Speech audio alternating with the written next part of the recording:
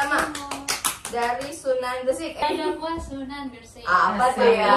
Cara dakwahnya itu super damai, guys. Sedamai apa sih? Jadi kenapa damai? Karena beliau itu langsung ngajak orang buat masuk Islam, tapi dengan menunjukkan lewat contoh dan akhlak. Nah, beliau itu jadi pedagang yang jujur dan tabib yang suka menolong orang sakit tanpa minta imbalan. Nah, dari situ masyarakat mulai tertarik dan simpati sama ajaran Islam. Gitu guys. Oke, selanjutnya adalah cara dakwah atau strategi dakwahnya Sunan Ampel. Yang pertama itu beliau melakukan pengubahan kebiasaan masyarakat di Pulau Jawa.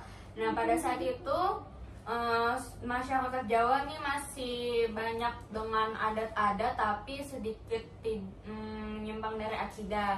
Jadi Sunan Ampel itu tidak setuju dengan adanya adat Jawa seperti kenduri, selamatan, atau sesaji. Nah, perubahan ini tradisi keagamaan dipimpin oleh Sunan Ampel, termasuk itu pemasangan beduk di kenton dan kentongan di beberapa masjid dan musola. Tujuannya itu untuk menarik warga yang bukan Islam untuk masuk ke dalam masjid ataupun musola itu. Lalu yang kedua adalah melakukan pendekatan kepada tokoh-tokoh masyarakat. Nah, inilah yang membuat Sunan Ampel mendapat julukan pembela para pendakwah di jalur politik. Selain menjangkau tokoh masyarakat, beliau juga memimpin dakwah dengan membangun jaringan kekeluargaan yang lebih luas. Caranya itu terutama dengan menikah dengan para tokoh petinggi masyarakatnya itu. Dan yang ketiga ini yang lumayan sering kita tahu itu adalah ajaran Mohlimo. Apa itu? Mohlimo. Beda ya. Artinya itu jangan melakukan 5 hal tersebut, perbuatan yang dilakukan oleh Allah. Yang pertama apa tuh? Sedikit relevansi, bukan dilakukan oleh Allah. Maksudnya yang dilarang oleh Allah. Yang dilarang ya. Pertama, mau main. Apa itu? Mau main itu artinya berjudi. Jadi kita tidak boleh berjudi ya, teman-teman. Gak boleh. Judi, jeng jeng. Yang kedua, Apa itu? mau mabuk. Apa ya? Ya, kita tidak boleh mabuk-mabukan, minum-minum alkohol tuh nggak boleh. Oke guys, cobain. Dosa. Betul. Yang ketiga, Apa tuh? Ramadan. Apa Itu itu? artinya berzina. Jadi kita nggak boleh deket-deket sama lawan jenis gitu.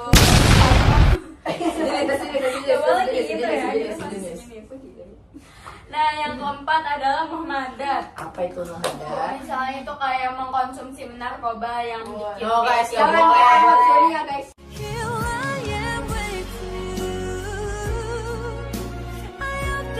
Dan yang terakhir adalah muhmaling. Jangan mencuri. Nggak boleh mencuri itu dilarang. Nggak boleh. Boleh. Jangan Iya, guys, mengambil hak iya, yang guys. bukan milik kita. Nah, selanjutnya adalah mengembangkan pesantren. Nah, jadi Sunan Ampel ini mengembangkan pendidikan pesantren dengan kecerdasan dan ilmu agama yang beliau punya dengan sistem pendidikan Islam, beberapa lembaga pendidikan yang pesantren ini gitu. Ya, dan pesantren ini ada beberapa dijalankan para pendeta dan religius, digunakan untuk mengajar. Jadi nggak terlalu nggak khusus untuk agama Islam aja gitu. Nah, yang selanjutnya adalah cara dakwah Sunan Giri. Jadi ternyata Sunan Giri adalah salah satu wali songo yang terkenal sebagai pendidik ulama dan pemimpin manajemen Islam di Nusantara. Jadi apa aja sih cara dakwah dia gitu loh. Jadi pertama, dia tuh melalui pendidikan dan pesantren. Jadi ternyata Sunan Giri itu mendirikan pesantren Giri di Gresik dan Jawa Timur.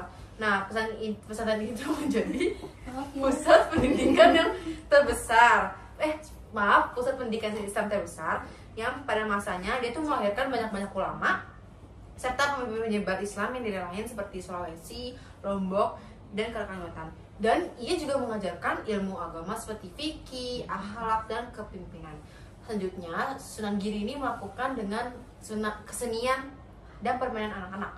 Jadi ternyata nih guys, Sunan Giri tuh kreatif banget. Pinter banget tuh. Gitu. Kayak aku ya. Kayak dia tuh Saya menciptakan tuh permainan anak-anak sama lagu-lagu. Penasaran nggak? Apa tuh? Nyumbang Benar, kalimat. benar. Terus dia itu Jula Juli. Apa itu? Apa? Kayaknya itu lagu ya, jujur kayak jujur. Dia belum tahu ya guys. Kita belum tahu. Kita belum searching bagian Nanti ini. ada Nanti tulis kita saja. ada. Nanti ada Kak. Ya jadi itu dia lagunya. Iya benar. Selanjutnya ada jamuran. Nah ini nggak tahu jamuran itu jemuran atau jamuran atau jamuran nggak tahu. Ada nih. Nah, iya. Keren banget ya. Nah jadi dari itu anak-anak tuh bisa belajar tentang Islam gitu loh guys. Selanjutnya yang ketiga dia tuh melalui kepemimpinan dan politik. Jadi Sunan Giri itu ternyata dihormati sebagai pemimpin yang spiritual dan politik. Bahkan dia dijuluki loh. Tahu gak julukannya apa? Apa tuh? Apa tuh? Apa tuh? Jadi Sunan Giri ini dijuluki sebagai Prabu Satmata. Jadi kalau alasan kenapa karena dia berperan sih dalam menyebarkan Islam ke luar Jawa. Contohnya kayak Maluku, Nusa Tenggara, daerah timur Malaysia, dan dia tuh juga lewat dagang gitu loh guys. Kayak dagang sama dakwah para santri. Nah, dan juga dakwahnya itu bersifat damai dan bijaksana guys. Wih, gak maksa masyarakat banget gitu. Maksya. Nah, banget. Maksya. Dan yang keempat, dia tuh melakukan dakwah kultural dan budaya lokal. Jadi Sunan Giri itu dia tuh nggak menolak budaya lokal, tapi dia tetap mengisinya dengan nilai Islam. Jadi kayak dia menggabungin lokal dengan Islam gitu loh. Dan juga dia memanfaatkan upacara adat, permainan, dan cerita rakyat untuk menyampaikan pesan keagamaan agar mudah diterima oleh masyarakat. Dan yang terakhir, caranya adalah dengan menanamkan nilai moral dan sosial. Jadi dia tuh mengajarkan pentingnya kejujuran, kerja keras, dan tanggung jawab dalam kehidupan sehari-hari. Dan juga Sunan Giri, ia mengajarkan bahwa menjadi muslim bukan hanya soal ibadah, tetapi juga berbuat baik kepada sesama. Oh, keren banget. Masya Allah. Masya Allah. Selanjutnya apa nih ya Sunan Giri? Selanjutnya adalah Sunan Bonang. Bonang. Strategi dakwah Sunan Bonang ini ialah dengan melakukan pendekatan melalui akulturasi budaya. Beliau itu mempunyai keterampilan pada bidang seni atau musik, sastra seperti itu. Hal ini menyebabkan orang-orang memberi julukan kepadanya adalah yakni seniman yang mengajarkan Islam. Alat musik yang biasanya digunakan sebagai media dakwah yaitu gamelan. Seperti ya itu gambarnya. Yaitu berdasarkan beberapa sumber yang didapat, nama Sunan Bonang itu berasal dari nama salah satu alat gamelan yang beliau ciptakan. Apa tuh? Ya, Bonang. itu Oh, Sunan Bonang. Nah, gamelan ini merupakan alat musik tradisional dari Pulau Jawa yang terbuat itu dari bahan terbuat dari kayu juga. Nah, gamelan ini selain gamelan yang dilakukan itu, beliau juga dibuktikan saat memainkan alat musik, masyarakat sekitar itu pada berdatangan untuk menonton. Masyarakat Tuban pada saat itu memang terkenal kental dengan budaya Jawanya. Seperti itu. Jadi intinya adalah Sunan Bonang berdakwah dengan kesenian. Selanjutnya Sunan Derajat. Selanjutnya adalah gimana sih cara dakwah Sunan Derajat? Penasaran gak nih? Penasaran banget. Jadi ternyata Sunan Derajat ini tuh dia terkenal unik karena menekankan pendekatan sosial dan kemanusiaan. Jadi kayak dia tuh bukan ngajarin agama doang, tapi dia juga membantu memperbaiki kehidupan masyarakat yang memperbaiki kehidupan masyarakat gitu guys. Jadi yang pertama, cara dakwahnya adalah pendekatan sosial dan kemanusiaan. Jadi Sunan Derajat tuh dikenal sangat peduli terhadap anak yatim, orang-orang miskin, dan kaum rumah, dan juga ia mendirikan tempat penampungan dan panti asuhan. Nah, dakwahnya tuh menekankan pentingnya tolong menolong, gotong royong, dan kepedulian sosial. Selanjutnya dia juga melakukan kesenian dan budaya lokal. Jadi dia menggunakan tembang Jawa. Jadi tembang Jawa, tembang Pakur, suluk dan macarat untuk menyampaikan ajaran Islam. Selanjutnya dia juga bikin lirik lagu yang berisi nilai-nilai moral, etika, dan ajaran tauhid sehingga mudah diterima oleh masyarakat. Dan juga pendekatan budaya ini membuat dakwahnya terasa akrab dan tidak memaksa. Selanjutnya yang ketiga dari pendidikan dan binaan masyarakat. Nah, Dan ternyata Sunan Derajat ini mendirikan pesantren di Derajat itu daerah Lamongan yang menjadi pusat pendidikan Islam, dan dia mengajarkan ilmu agama dan keterampilan hidup seperti bercocok tanam, berdagang, dan lain-lain. Dengan cara ini masyarakat tidak hanya beriman tapi juga mandiri secara ekonomi. Yang keempat, dia menanamkan nilai moral dan keadilan dengan menyampaikan pesan moral melalui patuah dan berbahasa Jawa. Dia menekankan keseimbangan antara kehidupan dan akhirat, gitu, kehidupan dunia dan akhirat. Terakhir adalah simbolis antara agama dan budaya. Jadi dia itu Sunan Derajat itu tidak menentang budaya lokal, melainkan mengislamkan tradisi Jawa secara perlahan, dan juga ini tuh yang membuat masyarakat tidak merasa kehilangan identitasnya ketika memeluk Islam, gitu loh guys. Selanjutnya, Jadi kita akan ngebahas cara dakwah Sunan Kalijaga. Sebenarnya cara dakwahnya itu banyak, tapi sekarang aku akan bahas cuma 4. Yang pertama itu melalui seni dan budaya. Jadi Sunan Kalijaga itu berdakwah lewat wayang kulit, gamelan, dan tembang Jawa. Gimana bacanya ya? Kambing gak sih? Tembang.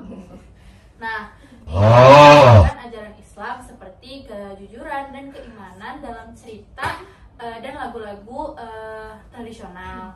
Yang kedua, cara dakwahnya itu adalah menggunakan simbol dan filosofi Jawa.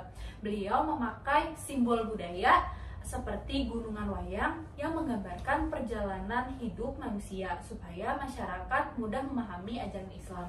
Nah, yang ketiga itu menyesuaikan dengan adat dan tradisi. Sunan Kalijaga itu nggak menghapus adat lama, tapi Sunan Kalijaga itu mengubahnya perlahan gitu dengan nilai-nilai Islam agar diterima tanpa adanya paksaan. Nah, yang terakhir itu adalah menanamkan nilai sosial dan moral. Dalam dakwahnya, beliau menekankan pentingnya gotong royong, kejujuran, dan juga kerja keras agar masyarakat bisa hidup dengan rukun dan saling membantu, kayak gitu. Nah, selanjutnya itu adalah Sunan Kudus. Sunan Kudus itu juga banyak cara dakwahnya. Sekarang aku akan bahas 4 lagi. Nah, yang pertama itu adalah pendekatan toleransi. Jadi Sunan Kudus itu sangat menghormati umat lain, terutama adalah agama Hindu. Yang dimana kita juga tahu kalau misalkan sebelum adanya Islam, masyarakat Jawa itu banyak yang menganut agama Buddha dan Hindu. Nah, jadi Sunan Kudus itu jadi di Hindu itu hewan sapi itu sebagai kayak kehormatan gitu. Nah, Sunan Kudus itu melarang umat Islam untuk menyembelih sapi sebagai bentuk penghormatan terhadap kepercayaan Hindu. Nah, terus yang kedua adalah perpaduan budaya dalam arsitektur. Nah, beliau itu membangun Masjid Menara Kudus dengan gaya campuran Hindu dan Islam sebagai simbol bahwa Islam bisa hidup berdampingan dengan budaya lokal. Yang ketiga itu adalah pendidikan dan teladan. Sunan Kudus mengajarkan Islam lewat pendidikan dan keteladanan, bukan paksaan, teman-teman. Nah, ia menunjukkan ajaran Islam melalui sikap bijak dan santun. Yang terakhir itu adalah bahasa dan istilah lokal. Dalam berdakwah, Sunan Kudus itu memakai bahasa dan istilah-istilah Hindu-Buddha agar ajarannya mudah dipahami masyarakat setempat. Kayak gitu, teman-teman. Udah. Selanjutnya Nah, aku bakal bahas 2 sunan terakhir. Terakhir nih, Yang guys. pertama, ada Sunan Muria. Jadi beliau itu sangat dikenal masyarakat desa. Cara dakwahnya itu sangat halus dan sederhana. Sunan Muria juga lebih suka berdakwah kepada rakyat kecil di daerah pegunungan dan pedesaan. Dia menggunakan kesenian tradisional seperti sunan-sunan sebelumnya. Siapa tuh yang kesenian? Aku Sunan Giri Derajat. Bukan aku guys, sudah Iya. Sunan. Maaf ya Pak Ilham. Oh iya, maaf. Sama kesenian tradisionalnya menggunakan gamelan, tembang Jawa, dan wayang sebagai sarana menyampaikan ajaran Islam. Terus juga lewat lagu-lagu rakyat dan cerita pewayangan. Beliau menanamkan nilai-nilai Islam tanpa menyinggung kepercayaan lama masyarakat. Sunan Muria juga mengajarkan pentingnya kerja keras, gotong royong, dan cinta lingkungan. Hal-hal yang sangat dekat dengan kehidupan masyarakat. Lalu Sunan terakhir yaitu Sunan Gunung Jati. Sunan Gunung Jati sendiri itu dia lebih suka berdakwah di daerah pesisir, terutama di Cirebon dan sekitarnya. Karena banyak orang asing datang berdagang ke sana, Sunan Gunung Jati memanfaatkan jalur politik dan diplomasi dalam dakwahnya. Ia mendirikan Kesultanan Cirebon juga sebagai pusat penyebaran Islam dan menjalin hubungan baik dengan kerajaan lain. Selain itu, beliau juga menekankan akhlak dan sopan santun sebagai kunci dalam menarik hati masyarakat. Lalu pendekatannya yang bijak dan terbuka membuat ajaran Islam itu mudah diterima, bahkan di kalangan bangsawan dan pedagang asing.